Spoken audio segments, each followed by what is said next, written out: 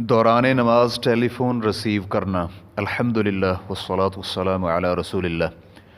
سوال کیا گیا ہے، گھر میں سب نماز ادا کر رہے تھے کہ ٹیلی فون کی گھنٹی بجنی شروع ہو گئی اور گھنٹی نے انہیں بہت دیر تک مشغول کیے رکھا، تو کیا اس طرح کی حالت میں دروازہ کھٹکھٹانے والے کے لیے دروازہ کھولنا یا اس کے لیے آواز بلند کرنے پر قیاس کرتے ہوئے دوران نماز آگے بڑھ کر ٹیلی فون کا ریسیور اٹھا کر تکبیر کہی جا سکتی ہے یا اونچی آواز سے قرات کر لے تاکہ ٹیلی فون کرنے والے کو پتہ چل جائے کہ وہ نماز ادا کر رہا ہے؟ الجواب بعون الوہاب۔ اگر تو نمازی کی یہی حالت ہو جو سوال میں بیان کی گئی ہے اور ٹیلی فون کی گھنٹی بجنے لگے تو اس کے لیے ریسیور اٹھانا جائز ہے، چاہے اس کے لیے کچھ آگے ہی جانا پڑے یا اسی طرح پیچھے یا دائیں بائیں، لیکن شرط یہ ہے کہ وہ قبلہ رخ ہی رہے اور وہ ریسیور میں سبحان اللہ کہے تاکہ ٹیلی فون کرنے والے کو متنبہ کیا جا سکے۔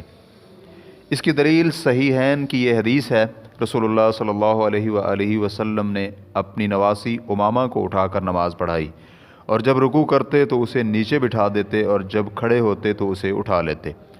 اور صحیح مسلم کی روایت ہے، نبی علیہ الصلاۃ والسلام مسجد میں لوگوں کو نماز پڑھا رہے تھے۔ اسے مالک رحمہ اللہ نے بیان کیا ہے، جلد نمبر 1 صفحہ نمبر 170۔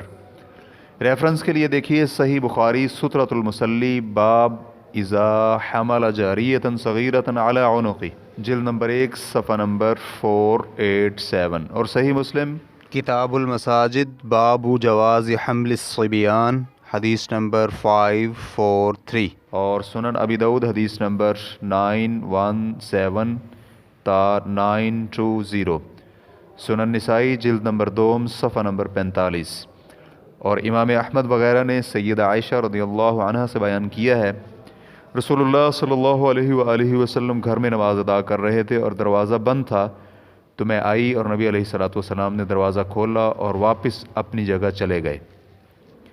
سیدہ عائشہ رضی اللہ عنہا بیان کرتی ہیں کہ دروازہ قبلہ کی جانب تھا۔